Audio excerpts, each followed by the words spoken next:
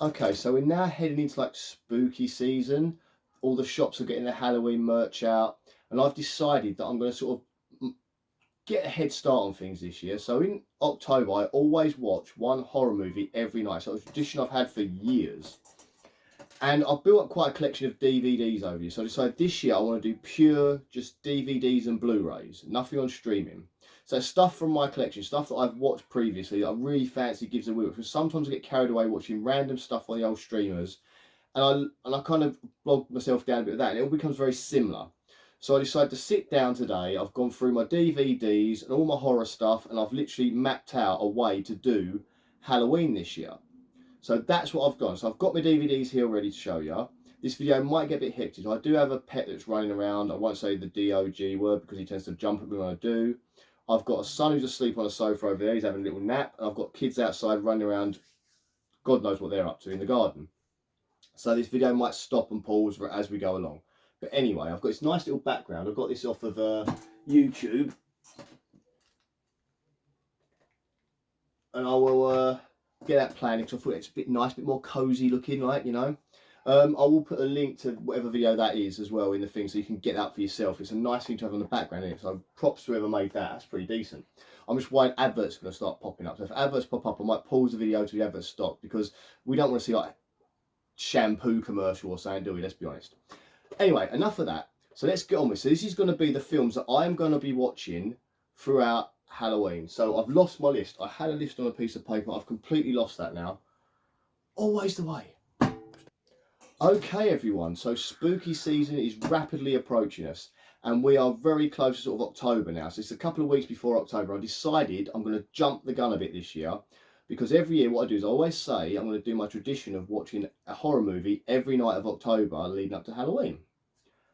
What normally happens is I start doing this, I get onto like Netflix or another streaming service, and I get bogged down with movies that are a bit naff or newer releases, and then the algorithm kicks in, it keeps showing the same sort of stuff over and over again. So this year I was like, no, I'm not going to do that. I'm going to stick to physical media this year and go through my own DVD collection and my own Blu-ray collection, and I'm going to find a plethora of horror movies that I love and I've watched repeatedly, or ones that I've watched but I've always wanted to watch again or I just haven't got around to it. So that's what I'm doing this year.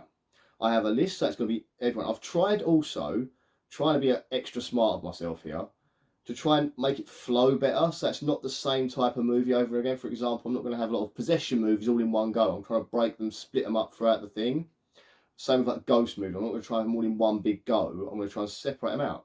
And also I've thrown in a few comedies, a couple of horror comedies in there as well, to try and lighten it every so often. So I'm not just watching like depressing, sad, death, murder over and over again. So anyway, here we go. So we're going to start with the first. We're going to work through. So the very first movie, the one I've decided to jump start Halloween this year, is an entertaining one for sure. It is Cabin in the Woods. Stars Chris Hemsworth and a few other sort of faces you might recognise. But this movie is a gem. If you've not seen it, go out and watch it because it starts off a very Evil Dead style Cabin in the Woodsy thing, and you get these random scenes of people in like an office talking, doing like betting and stuff like that, and then what turns out to be not your average Cabin in the Woods thing turns out to almost be like a reality show slash pleasing a demonic entity. So this film is not only horrific with some seriously good monsters, some seriously good scares, and it also like makes fun of the horror tropes, but it's also got great twists and turns in it. So if you haven't seen it, I recommend that. That is going to be our first watch. And I believe if you've seen this movie, you'll know why this is a good first one to watch. Because it's going to get me into the excitement and the fun and the adventure of Halloween. From there on, I'm going serious. The original Texas Chainsaw Massacre with Leatherface himself. Now, I have a history with this movie. If you're about my age and you're sort of in your mid-40s, you'll know that when we were sort of like reaching age where horror movies were starting to become a thing that you sort of liked. So I'm talking around sort of 11, 12 when you start to notice horror movies and want to watch them. This was banned in the UK along with a plethora of other movies. Films like The Evil Dead, films like I Spit on Your Grave. All these movies were banned because they were considered the video nasties. It was only sort of in the sort of latter part of the 90s that they'll sort of come back with the release of DVDs. They sort of managed to get them back onto shelves. So, but that movie, Texas Chainsaw Massacre, I ended up finding after a search for years a pirated copy of Texas Chainsaw Massacre in Tenerife, which I smuggled back into the country. It's in videotape as well. I smuggled back into the country so I could watch it. The copy was awful. The sound was awful, but I still was happy to have finally seen a Texas Chainsaw Massacre. So, as I said, I've got a history of this movie, and this is my number 2 for the 2nd of October, because it's going to get me dark into horror. It's like one of the iconic horror characters. So that's why I'm going for that one next. Talking of iconic horror characters, we're going to sort of lighten the mood a little bit now with Freddy versus Jason. I'm killing 2 birds with 1 stone with this movie. Now, this again, it's not considered the scariest movie of all time. It's not considered the best sort of Freddy Jason movie, but I just love this movie. It's like what you want to happen. You want to see 2 horror icons collide. And I personally don't think this is a bad movie, but I also tend to watch some of the extras on this when I watch this DVD, because it's got like the Vegas sort of like fight build to it, where they had like a press conference with Freddy and Jason at a press conference, and Robert Englund was on fire in character during that press conference. I love to watch that whenever I watch this movie. We're still going down the darker route now to a film that is chilling, quite literally in ways, and scary at the same time, with some of the most evil, nasty looking vampires I've seen in a movie. We have got 30 Days of Night. The feeling of isolation in this movie is only compared to another film you're going to see later on in the list. But this movie, it's that you're in the Arctic. You're going to hit that time where you get 30 days of pure darkness. Not in the Arctic, so you're up the north somewhere. But it's 30 days of pure darkness. There's no light for 30 days, because obviously you're part of the world where the sun doesn't hit for that time. And vampires descend on a small village, and for the 30 days the villagers have to fight to survive this hell of a long night. It's a 30 days long night, and it is horrific. And the way they break this movie down, Josh Hartnett is incredible in this movie. And it's also got the girl that used to be in Home and Away back when I was a kid. She's in it as well. But the vampires are pure evil. If you haven't seen it, you have to watch this film. And the endings, everything about this film is brilliant. I can't diss this film. It's almost a perfect horror film. And you care. It's one of those films that gets you to care about the people in it. Slightly lightening the mood a little bit now, but going a bit more gothic-y. Sleepy Hollow. Johnny Depp and Christina Ricci in Sleepy Hollow. I love this film. I saw it last year at the cinema, a horror thing, and I saw one of the actors that was in it was there, and he talked about the movie. This film is fun. It's a fun, brilliant film. It's very gothic-y looking, got a gothic-y feel, very much like this picture behind me. It's very, some films have a feeling when you're watching them. This is one of those films that has a feeling. It's basically from the story. Johnny Depp's like a detective from the city, from London, who goes, not from London, sorry, from New York, who goes to Sleepy Hollow, this little village where they're being plagued by a headless horseman.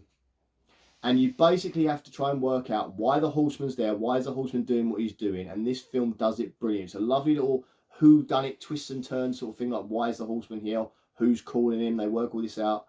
It is brilliant. And Johnny Depp is absolutely hilarious in this movie.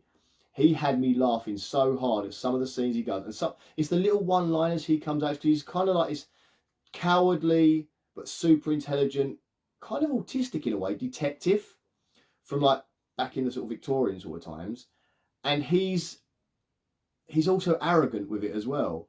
So there's a scene, one of my favourite scenes is when they find a dead body. He's like, they've all surrounded around looking at it, and so he turns up and he talks like, it's okay, so I'm here now, as if he's there to, like, he's the saviour. So I'm here now, and it's just those little things that Johnny Depp does in this film that makes it brilliant. And when he finds out about the Headless Horseman, it is hilarious, and he actually believes it to be true. Brilliant. So now, I was going to do the Blair Witch Project for this one. However, I've recently seen it at the cinema, so I feel like if I watch it again now, it's a bit too soon after previously watching it. So I switched it out for my second version, and I'm going for the original Saw. Now, this is like a box set of DVDs I've got, so I didn't want to get the one that's just in a disc somewhere. But I'm going for the original Saw, a film that captivated me when it came out. And I think after that, every Halloween they chucked out a Saw film after that. But the original one is one of the cleverest and best twist endings to any film I've ever seen. I was amazed when I first saw this film. I could not believe the ending. Now, I didn't see the original one in the cinema. I saw the ones after the cinema, but this one I waited for it to come out on like video. I think DVDs were out at this time. But I watched it on DVD, and I wished I'd seen it in the cinema. But I, lucky enough, saw the DVD without knowing the ending. And when it happened, I was like, oh. But it's basically a film about people being put into traps. The film basically opens up with two guys in the dirtiest looking public bathroom you've ever seen.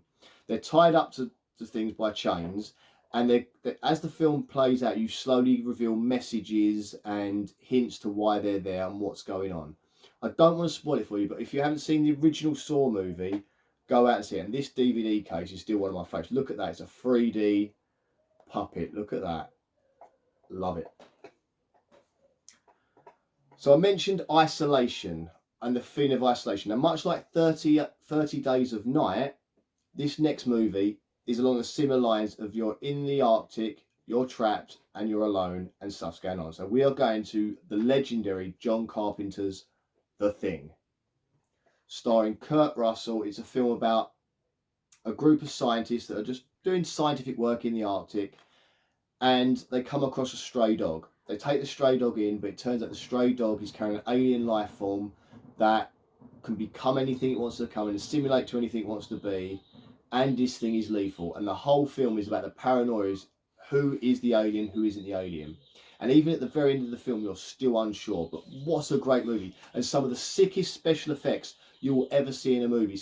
Even now, you watch this film now, and some of the effects you see in this movie, heads getting fall off and turning into spiders, for example, are some of the best visual effects you've ever seen. And they did so many clever things to make this movie work. I still get very uncomfortable watching the dog transformation scene. That's all I'm going to say. So if you haven't seen it, this one is a must this Halloween. If you have not seen it, watch this. It's the original thing. It was done in the 80s, 1982. Go and watch it and be ready. Be ready for this movie. So, we all know there's been a new film out recently, 28 years later. Whether you liked it or you didn't, the original is phenomenal. This movie, when it came out, I remember seeing it at the cinema and being blown away by how amazing it was and how almost realistic it was. So, especially after we've gone through COVID times, you know. But basically, there's a virus called the rage virus. Some animal activists break into a lab to try and rescue monkeys, as animal activists do, and unknowingly release this rage virus in a chimp. It's a virus that as soon as you get bit or contaminated by blood or saliva, you instantly get the virus. It's in seconds, and you become a rage-filled, crazy person that just wants to attack the next person it sees next to them to spread the virus on. And it's basically about a story very similar to The Walking Dead of a guy that wakes up from a coma 28 days after the virus has broken out to a deserted England. And he's then got to find his way through England, learn what's happened, and learn how to avoid the infected. And then you find out by the time you get to the end of the movie that there are things out there worse than the infected. So now we're at the 8th of October. So we've done our first week. And I wanted to start this week off again with something a bit more light-hearted, something a bit more fun, a little bit more iconic. And I've gone with The Bride of Chucky. Now, of all the Chucky movies, this one is kind of the most jokeable, laughable, over-the-top, almost self-referencing horror movie. But I love The Bride of Chucky because it makes it laughable again. And this was one that, because obviously child's play films in my country were banned for a while as well. That's my dog playing with a stuffed toy, if you're wondering. Are banned from this country because we had an incident with a young child that was killed by two horrible other children. This is what makes it worse. So it was like two, I think they were 10 at the time, killed a young, like 3-4-year-old child in horrific ways. And they linked it to the child's play movie. So they basically just stopped the child's play movies in my country out of respect for this kid. It was only sort of as, again, DVDs come back out again that the child's play movies come out. So I managed to get the CDs. But I actually saw this one in the cinema. I was in the sixth form, and we kind of bunked off school to go watch Child's Play. I tried to watch Chucky, Bride of Chucky in the cinema. And it was only me, my mate Dean, and that's going to be annoying. Me, my mate Dean, and the guy on his lunch break at the cinema. That was all that was in the cinema. And this film, it's just fun, it's crazy, it's Chucky. So out of all of them, I chose this one to watch. staying on the kind of horror comedy thing, one of my all-time favourite movies is next. An American Werewolf in London. This film, I don't know how many times I've watched this film. It's it's definitely all my fingers on my toes. It goes beyond that because this is a go-to watch. Whenever I sort of get a bit bored, if it's ever on the telly, I'll stop and watch it. If I ever think, "Do you know what, I'm going to watch American Werewolf in London," I just do. Now, this film was made the year I was born. It came out, it was released the year I was born. So that's probably a connection it has with me anyway, because we're the same age. But also the fact that sort of I'm from the edge of southeast London.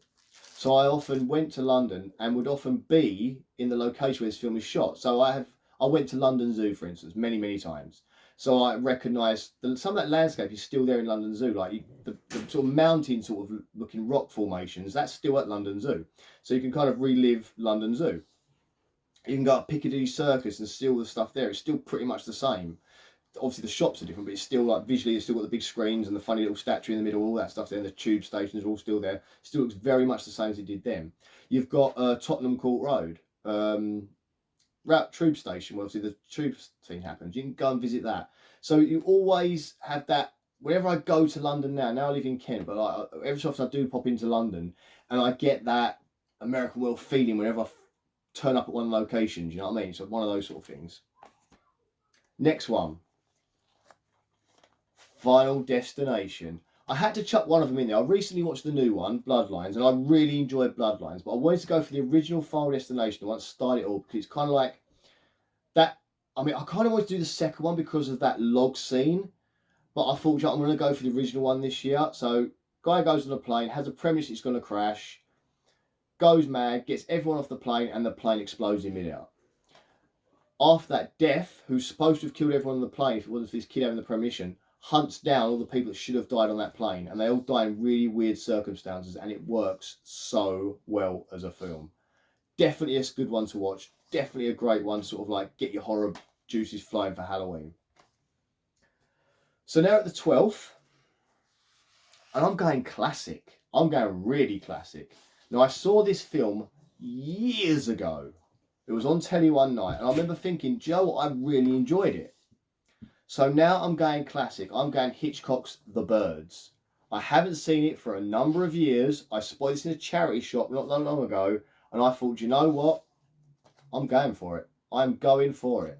And apparently, you can see it in augmented reality. I don't know what that is, but yeah, this is the film. It's a classic. It's an old school one, and it's Hitchcock. I wanted to do something Hitchcock. It was that or Psycho. I went for The Birds because everyone does Psycho.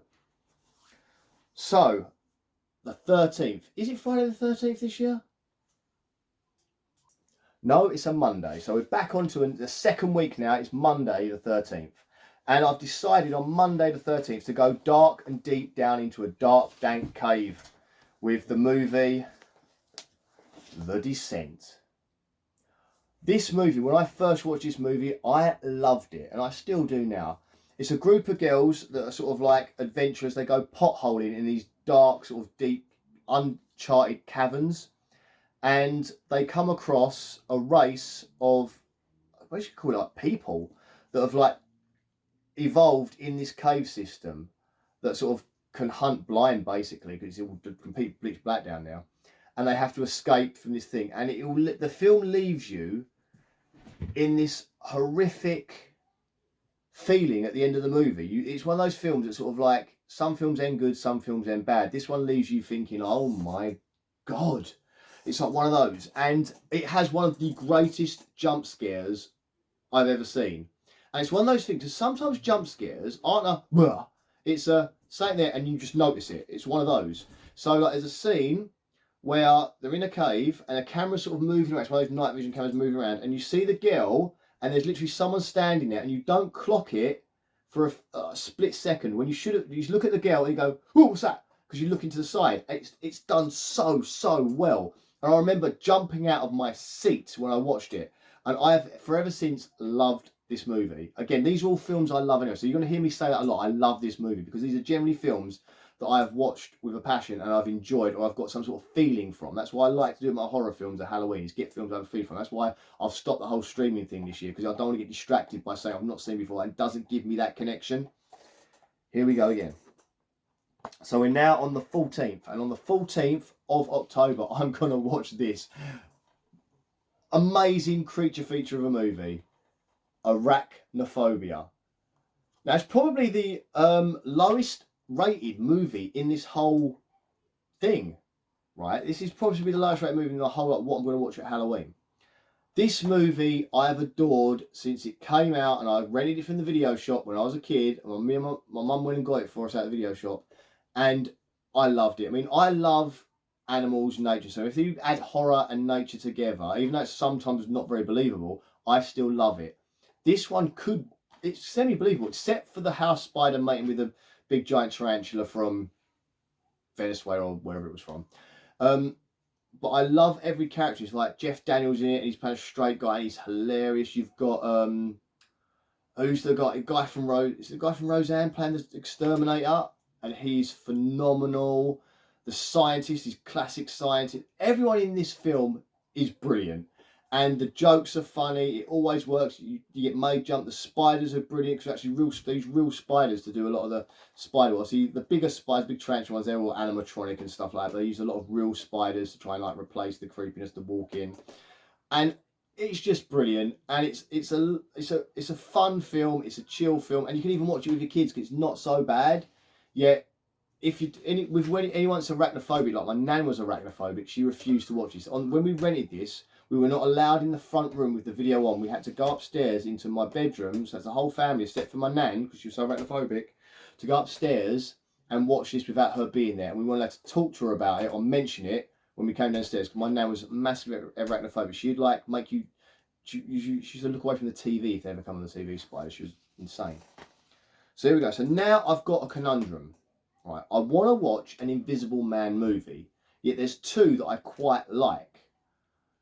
And I'm kind of going to I might do a thing where if you can comment which one I should watch, comment. But I think I know which one I'm going to go for. But I'm going to show you the two options I've got, right? So I've got these two options. The Invisible Man, which is quite a recent one. It's sort of very modern, very of today's trauma and like abuse and all stuff like that. And then you've got Hollow Man, which is very much more sort of dramatic effects and all that. But I love this movie. But I kind of want to watch this one again as well. So I'm torn. Or do I do both in the same night? Or will that be too much Invisible Man?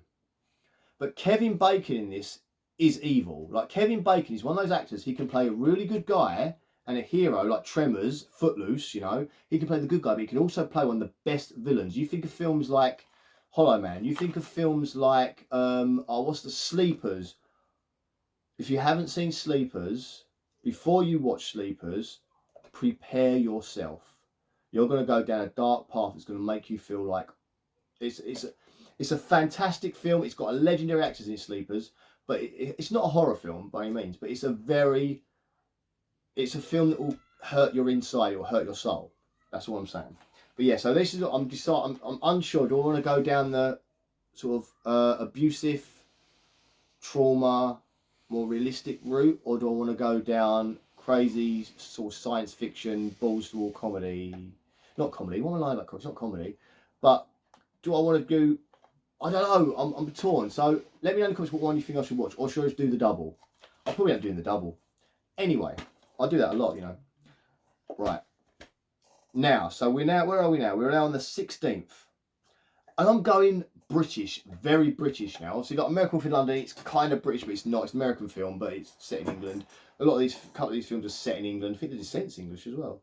But I wanted to go urban, British. I wanted to go to sort of roughly, it's a place that kind of resembles an area I grew up. I grew up in a place in South East London called Erith, Northumberland Heath, Erith. But next to that was a place called Thamesmead. And a lot of films have been recorded. Clockwork Orange was filmed in Thamesmead because it has a certain look to it, a very urban-y look to it.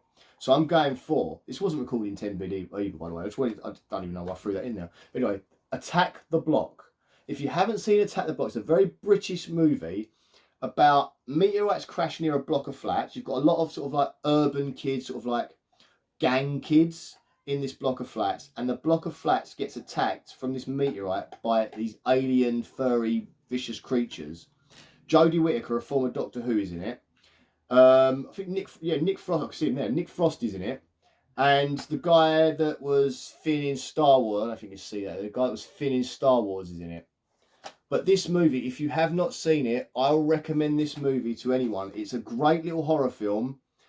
As I said, you get this block of flats attacked by a furry alien creature, and it's the street gang kids that have to defend. They're normally the kids that are normally the bad guys in films, like the guys that will mug you, rob you, all that sort of stuff. But they're the guys that have to defend this block of flats in the end from these evil creatures. Great movie. So after going down that road, we're going to one of the horror classics now, because I have to do it every year at some point during the Halloween season. But we're going for The Exorcist, the legendary Exorcist. As you probably all know already, it's a film about a child that gets possessed by a demon, and it's about the priests that have to battle this demon in an exorcism to free this child. There's some horrific scenes in this. It's one of the best visual movies I think you can get of horror. It's one of the best done effects in horror. The soundtrack is phenomenal, with the most creepiest theme you'll ever hear, and the child actress is amazing as Regan. And I know Linda, is it Linda or Selma Blair? Linda Blair, Selma's the other one. Linda Blair, who is phenomenal in this as an actress. How this child went through it, I do not know, but fantastic movie. It is a bit of a long game movie. It's more of a movie from the past, so a lot of younger audiences now probably couldn't sit and watch for it. Therefore, the TikTok generation wouldn't be able to sit through this, but I love it. I've got to watch it again. And now we're going to one of my favourites of all time, because we are now at the 18th, and we're going to one of my favourites. We are going to the legend that is the original Scream. This is the box set I've got. I'm not going to watch all three of these. This is the first three movie box set. This is the original Scream. This is what I'm going for, because I love this film. It's about horror. It was a film sort of like looking at horror and the whole genre and the cliches and all the tropes and all that stuff, and throwing them at you on the screen, and it is brilliant. And I remember when this film came out, a friend of mine who saw it before I did went to me, "You need to watch this film because there's a character that's basically you in it. His name's Randy, and he's basically you." So then I watched the film. I was like, because I was the movie guy at school, I watched all the movies. I had all the God knows what, and everyone always comes to me, "Have you seen this movie? What's it like?" And a friend of mine saw Scream before I did and was like, "The guy and it's just you." So I'm not as charismatic or as entertaining as he is, but I can see what they mean by we'd be friends, put it that way. If I knew Randy in school, we would be friends. Although the name Randy in this country doesn't mean the same thing as it does in America. So Scream has its comedy elements. Oh, it's Scream. Sorry, Scream, if you haven't seen it already, it's a film about a school where a movie-obsessed slasher breaks out and starts killing people. He'll phone them up first and ask them what their favourite scary movie, and it will lead to attacks. And you basically spend the entire movie trying to work out who the killer is. And it's a trope that's been every Scream film since, that you need to work out who the killer is. And most of the times, you don't. But anyway, into the comedy realms and going back to Britain again, we're going with Shaun of the Dead. Possibly the funniest horror comedy maybe out there of all time. It's a film about a zombie apocalypse breaking out, and it's very, very British sense of humour, and it's Simon Pegg and Nick Frost at their absolute best. And then even though they did more films after, they did like Hot Fuzz after this, and The World's End after this, and Paul was done after this. This is still their like triumphant movie together, I think. If you like zombie apocalypse horror movies, it takes every one of those, wraps them up in a little comedy bubble, and gives you this movie. And it's basically Shaun. He's been dumped by his girlfriend. He's got a crap job, crap life, and then the zombie apocalypse happens, and he kind of becomes the hero of the piece, going to try and save his mum and his stepdad at first, then trying to save his ex-girlfriend, and all that sort of stuff. 1 second. So my dog decided to try and like jump all over my son when he really didn't want him to, so I try and stop him now. That's why the video sort of paused a bit there. So anyway, so now we're on to that. We are now kind of staying in Britain. I mean, I'm British. I'm going to try and hang around here for a bit longer. We're going for the... Ah! No, you're going to destroy my whole setup. See, this is not American Wolf in London now. You cannot be attacking me, you stupid dog. Sorry about this. I told you it's going to be chaotic. But anyway, yeah, so the next film I want to talk about, The Conjuring 2. Again, British related, because it's a British horror story about the true life, or the true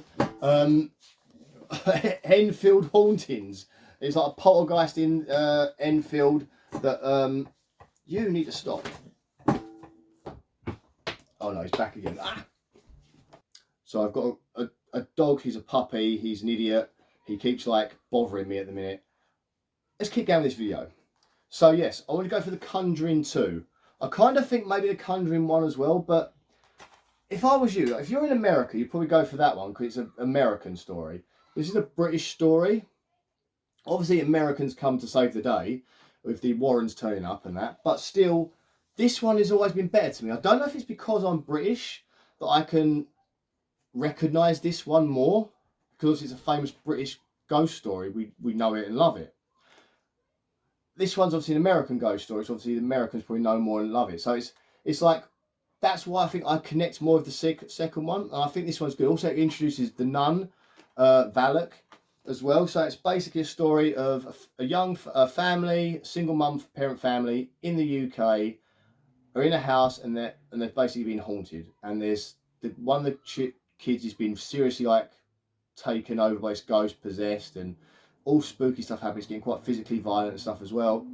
And the Warrens from America, these like paranormal investigators slash exorcist people that come in to try and help these family with it. That's why I'm going to pick this one. I'm picking this one over this one. I was kind of unsure, that's why I brought both down, but I'm going for the second one because I do love the second one that much more.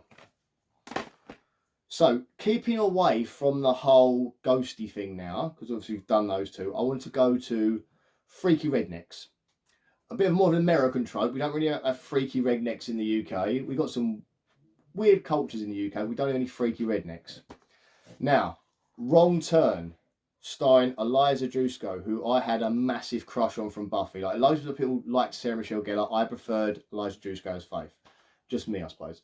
But anyway, this film is an amazing film about a little group of people on a road trip, get their tyres blown out, and they're descended upon by a freaky sort of inbred type family. Now, I'm going to watch this one, and I'm also, the same night I watched this, I'm not going to down here anyway, I'm going to watch that episode of The X-Files that's very similar to this. An episode of The X-Files called Home. And in the episode Home of The X-Files, it was considered the scariest, not scary, the most horrific X-Files ever. They actually banned it from being repeated again for years. So I'm going to be watching this, and I'm going to follow it with the X-Files episode Home, because I think the two kind of go similar together. And I've been wanting to watch Home for a long time, but I like to watch series again all the way through, but X-Files is long, and it does get a bit boggy down with the conspiracy stuff after a while. I always love the X-Files episodes that are kind of like random. Anyway, so yeah, and also, back on X-Files, I found out Final Destination, which I mentioned earlier, was originally intended to be an X-Files episode. That was a planned X-Files episode. They never got around to making it, or they couldn't work it out. And it ended up becoming a proper movie based on the original writings of an X-Files episode. How cool is that? And how good would that episode have been? Anyway, so I do love the episodes of the X-Files that were different. You had all the main ones were during the conspiracy alien stuff. Then you had these random weird ones like Tombs, and that was what made the X-Files good. Anyway, back onto Wrong Turn. It's a great movie. A great, like, death scenes, bit of gore. It's violent. It's just, it's great. It's just a great movie again. It's a good one. And it's sort of a time when it came out sort of when I was in my late teens. So it's kind of like prime for me at the time. It's become like a nostalgic piece. I remember going to see my friends to see it. Us all saying who we liked better. Was it Dushku or Sarah Michelle Gellar? You know, it was that time. It was that age and that time. Lads mags, all that sort of stuff. You know what I mean? That's a vibe for me. So it takes me back to my sort of like late teens, my early adulthood. Right. So now we go from Wrong Turn to It. I had to get something Stephen King in here somewhere, and I've gone for just chapter 1, because chapter 2, while it was all right, it wasn't brilliant. This was brilliant. Chapter 2 of It is fantastic. Now, I'm a guy that remembers the original, being on telly and watching that, the sort of the old one with Tim Curry as Pennywise, and loving that. I've even got that on DVD as well. But this version, I think it's slightly better than that. Even though it's only the first half, it's still slightly better, and it nails it well, and it's a good film to watch and just sit and enjoy it. It's got a couple of good jump scares. It's got some creepy stuff in the background. You only notice on your second viewing. Very good film, and Skarsgård is brilliant as Pennywise. I mean, Tim Curry was big shoes to fill, but Skarsgård did it very different and still kept it as creepy as anything. And that weird smile he does, oh my god, that's him. That's not prosthetic, that's him. A way he can smile. Oh, and again, the cast are brilliant. The kids that are acting in it, they're phenomenal. Just a great film. Now I'm going a little bit different. I'm going to a film that I adored growing up. I watched it. There was a Tom Hanks marathon on when I was younger. I was showing like so it was like you know, like it was around Forrest Gump sort of time when that came out. So they had Big was on, Money Pit, oh god, what are the other ones? Turner and Hooch, all those sort of comedy films Tom Hanks did. He had this run of comedy movies, didn't he?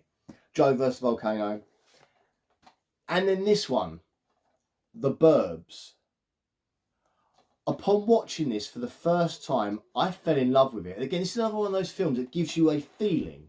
I can't explain it, but something about when I watch this film, I get a feeling. I don't know if it takes me back to being a kid, like, because I taped this off the telly when it was on that Tom Hanks marathon, and I watched it many times. It's one of those films where I'd sit in bed at night, and my mum used to let me watch a video before I went to bed. So I could go upstairs. This is sort of when I'm like 9, 10, maybe 11. I'd get to watch videos upstairs before I went to sleep. So I'd go up like an hour and a half before bedtime, whack on a video, and this was one of the ones I'd watched quite a lot. And it's just a good film. It's got that little bit of horror element. It's the comedy. It's the crazy suburban setting. Corey Feldman's in it, of course. He was big me growing up, obviously being in The Goonies, being in Gremlins, being in Stand By Me, being in all these legend movies, and then he's in The Burbs as well. So he's kind of figure I'd recognise, and I was like, oh my god, that's that guy from that and that and that. So that's another reason I liked it. But Tom Hanks' in this film is funny. His next neighbour Art is one of the funniest people I've ever seen in my life, and I wish I lived next door to Art, because you can imagine the kind of crazy stuff you get up to with Art as your next door neighbour. Well worth it. So if you haven't seen The Burbs, it's a kind of an out there one. It's not mega horror, but I'd class it as a horror because it's got that massive horror element to it. But very funny. So it's basically, Tom Hanks plays a guy whose new neighbours are creepy, sort of haunted house looking neighbours. And the rest of the suburban neighbourhood sort of club together, almost like the Neighbourhood Watch, club together, try and work out what's going on in this house that lives next door to Tom Hanks' character.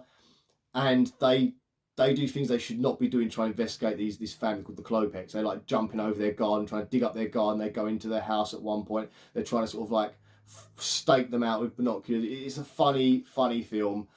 And the ending kind of like leaves you with like, what the hell is going on? Brilliant movie.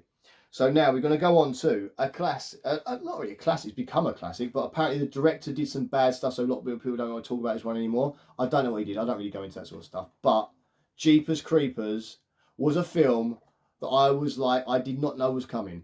I didn't see it at the cinema. A friend of mine got it for, I think he rented it or bought it from a shop, mate, mine called Dean. I've mentioned him already once before. It was sort of like my little group of friends. It was like me, Dean, Steve and Matt would all sort of go watch films together. Matt worked at the cinema and that, so he'd tell us what films were good at the time. And we also would find these bizarre movies and watch them together, sort of thing. So the four of us sort of always looked for films. And my friend Dean, he's like, I've just got this film video shop. You ain't going to believe it when you watch it. And I watched it. And there was our scene where we're sitting there. This film is basically about a brother and a sister driving from college back to home, and they get stalked by someone in this weird van.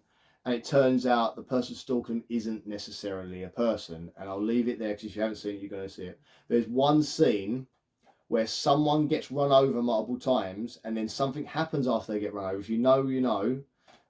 And you see something for the first time, and I literally said after watching it, what the and after I said, my friend said, I said the exact same thing at the exact same moment. It was literally a what the moment, because the whole film turns at that point to like, what is actually happening now? Brilliant movie, really good, and an ending that will leave you haunted.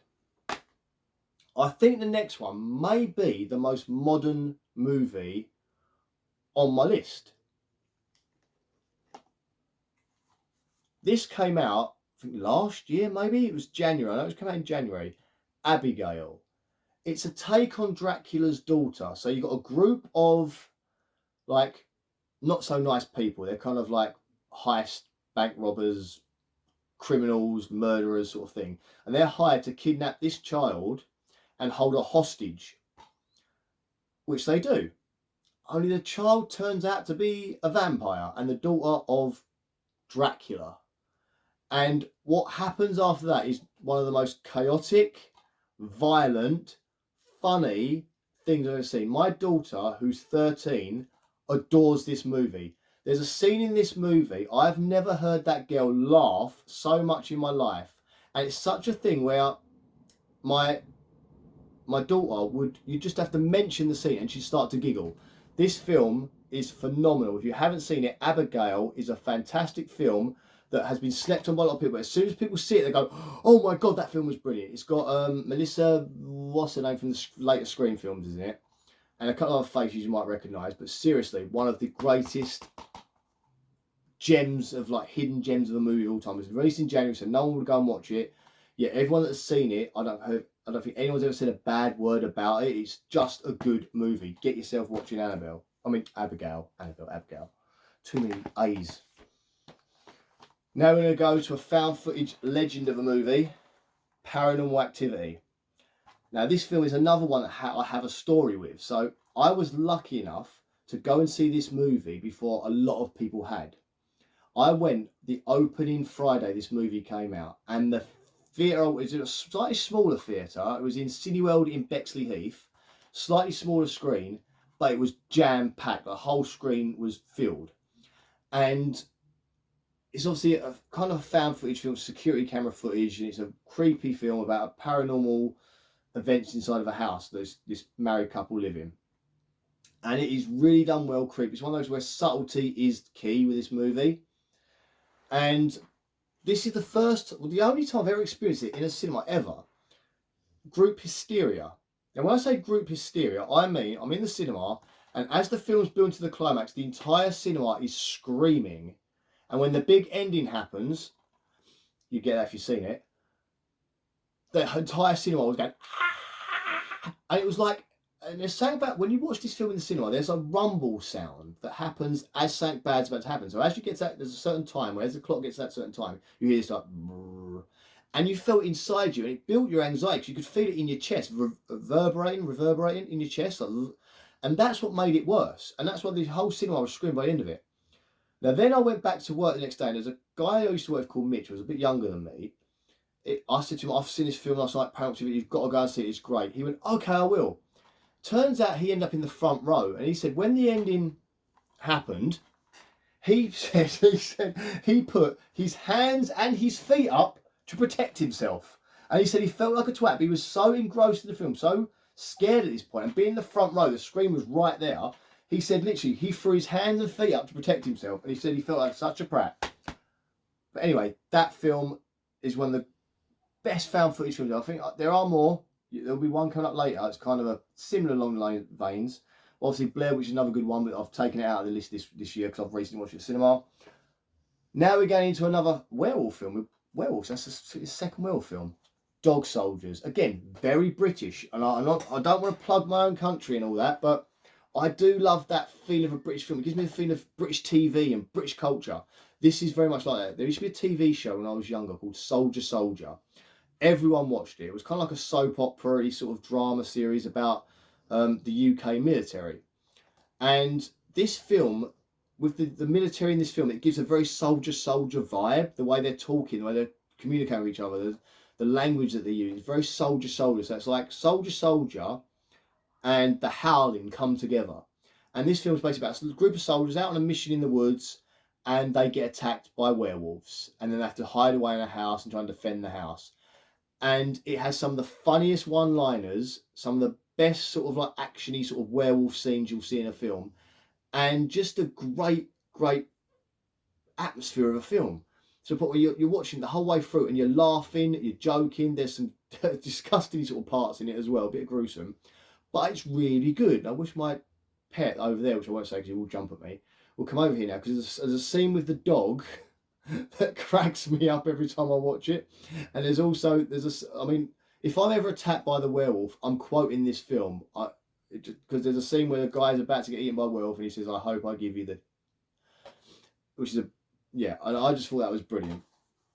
So we are getting there. Where are we up to now? We're now up to the 28th now. So the 28th I'm going for a film that I have adored since the moment I watched it. This is a vintage, nostalgic, takes you back to when you first watched it. And it's a Corey Feldman film. He's back. He was in The Burbs. He's back for this one. The Lost Boys. My favourite vampire movie of all time. And I mentioned Abigail before as being a good vampire movie. 30 Days a Night being a good vampire movie. This is my favourite because it's everything. The soundtrack is one of the best soundtracks. I own it on CD. It's one of the best soundtracks I've ever heard in a movie. There's random stuff in this movie. Saxophone guy is the most random thing to put in a movie.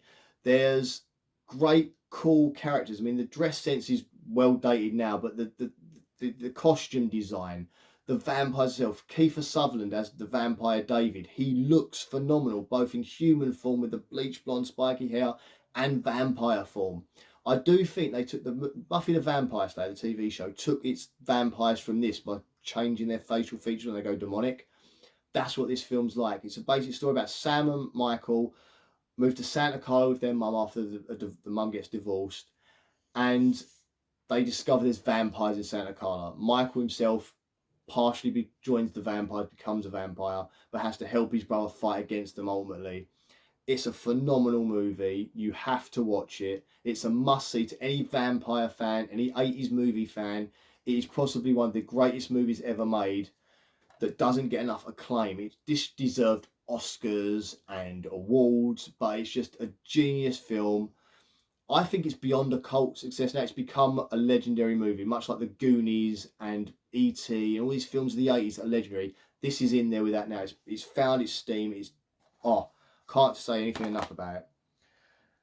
So yeah, that was the 28th. So now on the 29th. So we're now ramping up to Halloween now. We're getting excited. I wanted to get a party mood going. I wanted to do something very different to anything else on this list. Totally anything else on this list. And I'm going to do a double. Now, I have... One second. Hang on. I'm sorry. I realised I forgot to grab one DVD. When I looked down the pile, I was like, I forgot it. This is a double bill night. This is a party double bill night. So we are going musical. Yeah, I said it. We're in a Halloween horror nights, 30 nights of horror. We're going musical. We are going to go, starting off, a double feature. Science fiction double feature. Little Shop of Horrors, Little Shop of Horrors. Oh, oh, oh, oh. One of the greatest movie musicals of all time, not just horror musicals of all time, one of the greatest movie musicals of all time. Every song in this is a banger. It's a film about a bloke named Seymour finds a plant on a little stall, takes it home, discovers it feeds on blood, and then feeds it himself and ends up having to feed it as the plant grows. Obviously, he wants more blood, more meat, and he starts to feed it people. It is an awesome, awesome, awesome comedy, musical, horror. There's so many iconic people. I'll tell you, the people in this film that have little cameos. Obviously, the main guy is Seymour, played by Rick Moranis, who's legendary. You've got Steve Martin's in this as the evil dentist, who has some of the best moments in a movie ever. I think he's hilarious. I'd love a film with just this evil dentist. You've got Bill Murray's in this movie. John Belushi's in this movie. John Candy's in this movie. Guy from Spinal Tap plays Tufnell. Oh, what is his name? Oh, you'll know who I mean. Major Jamie Lee Curtis. He's in this movie. They all make these little cameo guest appearances, and it's just brilliant. They just pop up randomly. You're like, oh my god, that's so-and-so. And the songs, you'll sing them forever. Suddenly Seymour, Be a Dentist, Feed Me Seymour. It's just, oh my god, Mean Green Mother. Oh, the songs are brilliant. The film is brilliant. So that's the first part of my two-part musical night. Now, you probably already guessed where I'm going when I said science fiction double feature, even though the song is triple feature. Rocky Horror Picture Show. This is a film that basically takes horror movies and the old-fashioned horror movie tropes and just goes nuts with them. It's a film about his two, husband and wife. Got a phone call from my door, that's why the video kind of jumps. Yeah, so brilliant movie. So it's Brad and Janet, husband and just recently engaged couple, traveling to see a professor, break down, and basically goes to this weird, weird looking mansion where you have to see it to believe it. It's one of the craziest movies you'll ever watch, but it follows a lot of horror movie tropes like Frankenstein and Dracula, all those sort of ones. It's kind of a mixture of those. And Tim Curry in probably one of the most iconic roles you'll ever see anyone play. I mean, I'm lucky enough to have been and seen the Rocky Horror Picture Show, the Rocky Horror Show musical twice in my life, and every time it's been a blast. I know they do a version with the movie, but I'm talking about the proper stage show. I've seen that multiple times. I've also, I've watched this film a few times. This has some of the, again, much like Little Shop of Horrors, it has some of the best musical numbers and songs that will get in your head. Meatloaf's in this movie, and he does that song, Bless My Soul, Really Love That Rock and Roll. That stays in your head for months. Touch Me, that'll be in your head forever. Don't Dream It, Be It, and obviously the time, we can't not mention The Time Warp. It's where this came from. This it's Richard O'Brien, the legend that is Richard O'Brien, created this thing years back in the 70s. And obviously I remember Richard O'Brien from The Crystal Maze, and he's this legendary character where he plays Riff Raff, the sort of manservant hunchback guy. Just this film from start to finish is brilliant, and it's obviously sexual based as well, but it's well ahead of its time because you consider the world now and this film and how it would have been conceived back then. Whew. Anyway, brilliant film. That's my 29th because I want a bit of party atmosphere on the 29th leading me into Halloween. Now, the day before Halloween, the 30th of October, what am I going to do? Halloween. The Halloween movies. The John Carpenter's original Halloween. I'm going to start with my awesome little DVD case that changes. Look at that. Look at that. I love physical media for stuff like this. I love cases and fancy artwork. So that's where I'm going to start. And obviously we know this is the film about Michael Myers breaks out of a mental institution and hunts down Laurie Strode and her babysitter friends in one night on Halloween night. There's a lot of good Halloween vibes in this film. Even though it's filmed in the summer, they made it look like it was autumn. There's pumpkins everywhere, trick-or-treaters running around. You feel Halloween when you watch this movie. Now, years gone past, I have watched that one on Halloween night every year. It only changed a few years back when I discovered another film. I would do more films on Halloween night, but now I've got the kids. Obviously, I've got to go through the whole trick-or-treat thing and all that party stuff for the kids. And it's only when they go to bed that I can watch these films, and it's then getting pretty late. And sometimes, if I've got work or if anything else happened the next day, I can't. Now I'm old, I can't stay up and do all-nighters watching movies like I used to. Now it's I have to pick it to 1 or 2 movies a night or I'm done. I cannot stay awake that long. So Halloween is now been relegated down to the 30th for the feeling. But of course, I'm not stopping there because I always do 2 Halloween movies on Halloween.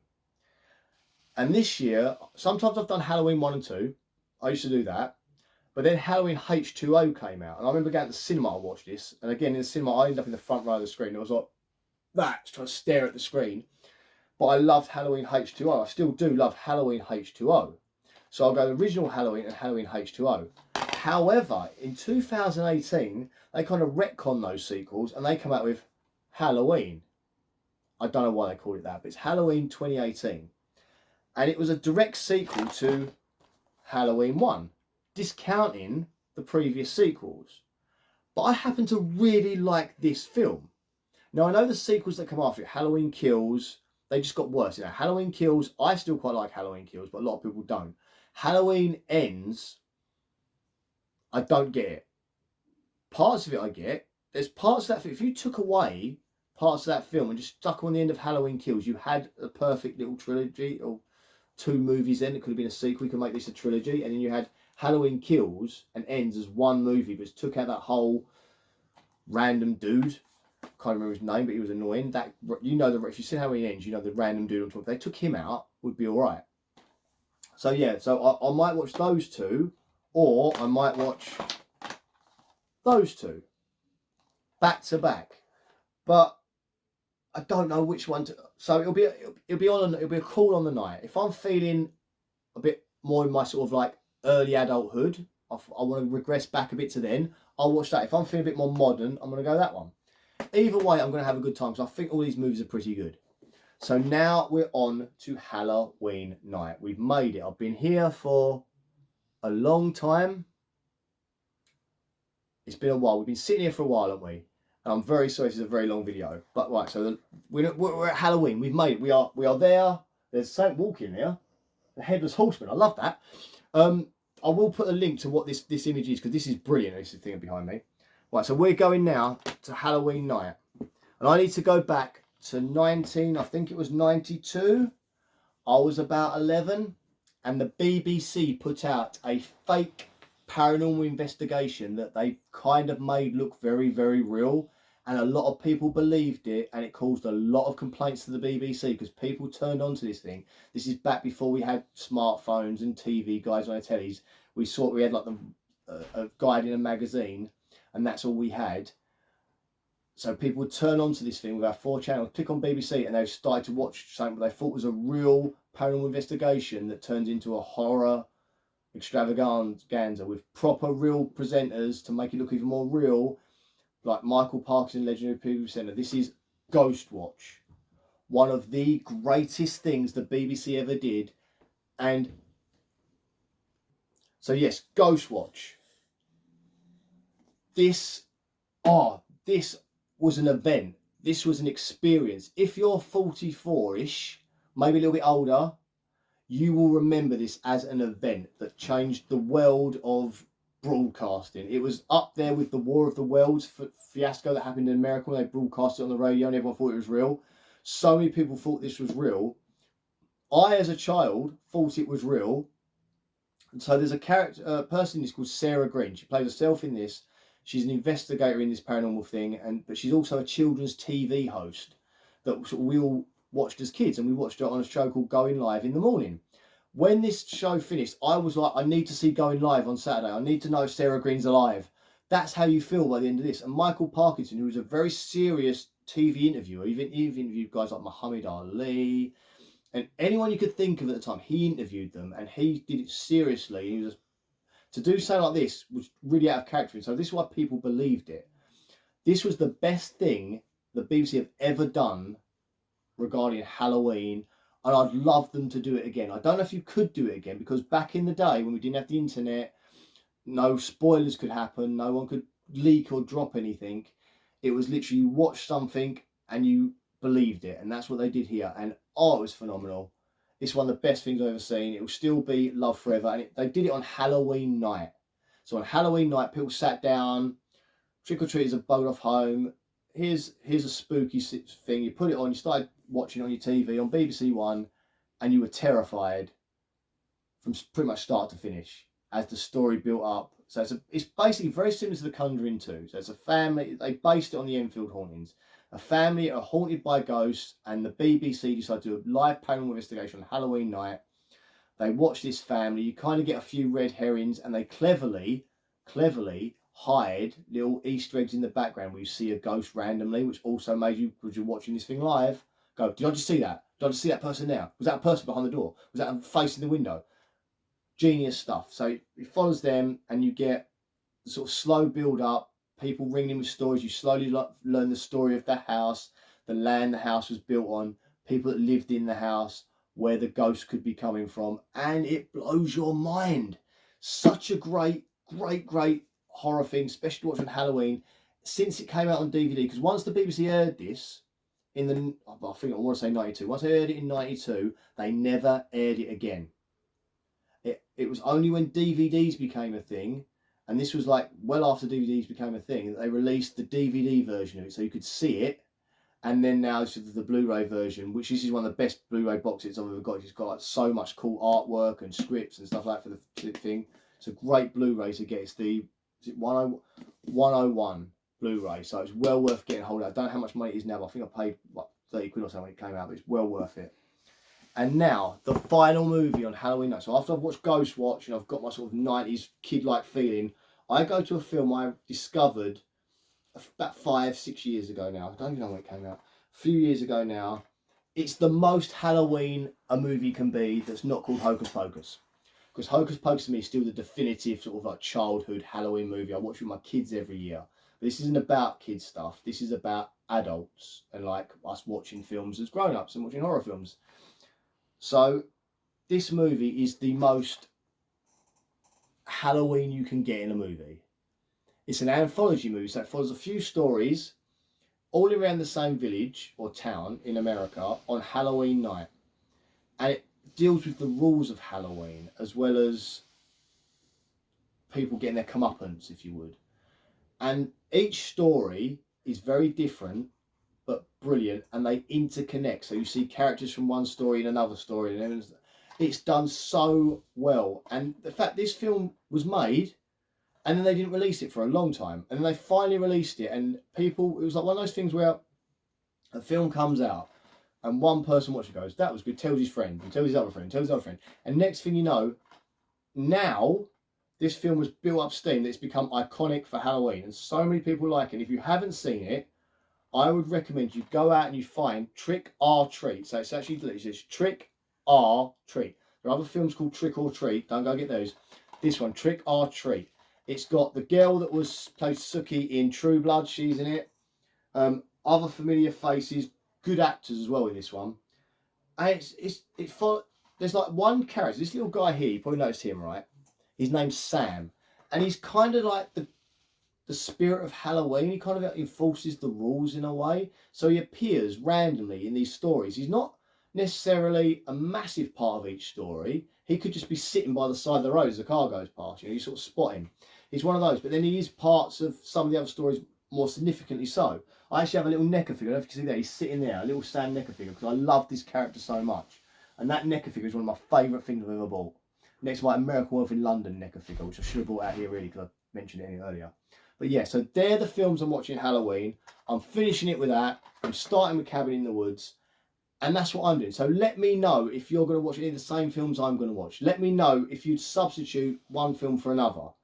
That's kind of what I want to know. What would you think? Do you know what?